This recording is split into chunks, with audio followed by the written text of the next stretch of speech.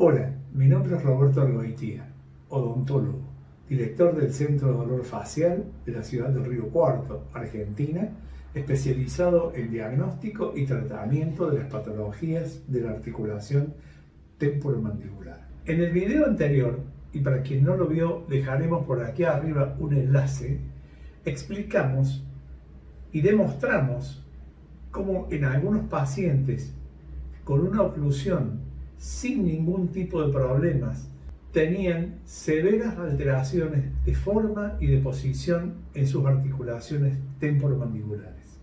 También demostramos la alta incidencia que esto tiene en la población y a todas las edades y cómo altera en ellos la calidad de vida de esa persona. Terminamos finalmente preguntándonos qué sabemos de la articulación temporomandibular hoy. Y la remarcación del hoy se debe a que consideramos que con la evolución de la tecnología al servicio del diagnóstico, muy probablemente dentro de un tiempo o en un futuro no muy lejano, estemos reafirmando o desmitificando los conocimientos que hoy damos como actuales. Hoy sabemos que las ATMs tienen patologías específicas, muy bien determinadas. Podríamos decir con nombre y apellido, que son perfectamente comprobables, que se pueden documentar y que se pueden medir por estudios y análisis específicos para cada una de ellas y determinar que sí van a ser las culpables de los síntomas que venimos hablando. Ellos son los denominados procesos bacterianos, procesos traumáticos, procesos autoinmunes y en última instancia, y con la más baja incidencia, procesos oclusales. ¿Y por qué hablamos de procesos? Porque generalmente todas estas entidades nosológicas son crónicas, de mucho tiempo de desarrollo y que han venido resintiendo, deteriorando, rompiendo las estructuras de las articulaciones de forma lenta, insidiosa. Por eso, los cambios de posición de la mandíbula son imperceptibles para el paciente. No es que el paciente un día se levantó y mordía distinto, o le dolía la cabeza, o la espalda, o lo que fuere. No, esta lesión se fue generando progresivamente, tal vez durante mucho tiempo, hasta que comenzaron los síntomas y fueron haciéndose cada vez más evidentes y más frecuentes, alterando la calidad de vida del paciente.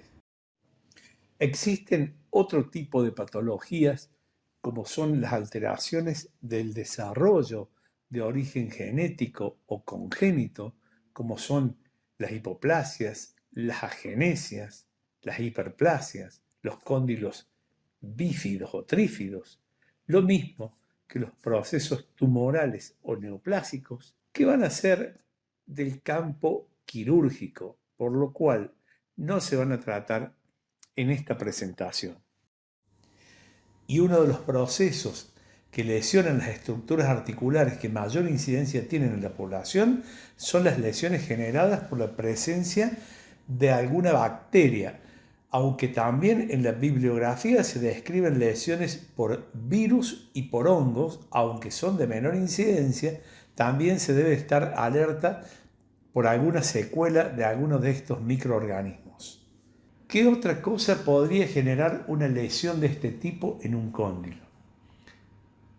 Obviamente que nunca un contacto prematuro oclusal haría una lesión así, ni tampoco un estado de estrés. De manera que aquí tenemos una prueba más que convincente que el estrés y la oclusión no son factores determinantes del problema, ya que cada bacteria va a actuar en forma diferente, dejando una lesión distinta. Y existen muchos trabajos de investigación publicados que demuestran cómo y de qué manera se destruyen las estructuras con cada una de las bacterias que se conocen hasta el momento. ¿Y por qué no las vemos? ¿O por qué tienen un índice tan bajo de diagnóstico estos problemas? Sencillamente porque ellos se van a observar en los estudios específicos que correspondan para ver cada tipo de patología. De la misma manera que un cardiólogo necesita básicamente para conocer el funcionamiento de un corazón solicitar un electrocardiograma, nosotros no podemos pretender que solo con una radiografía de la articulación veamos o diagnostiquemos todo el espectro de patología que tiene esta articulación y que se conocen hasta el momento. Quedan por analizar los otros procesos que describimos anteriormente y que destruyen las estructuras articulares, como son los procesos traumáticos, los autoinmunes y los procesos oclusales. Pero eso será motivo de futuras presentaciones. Por ahora, le agradecemos la atención y quedamos con el compromiso de encontrarnos en muy corto plazo. Muchas gracias.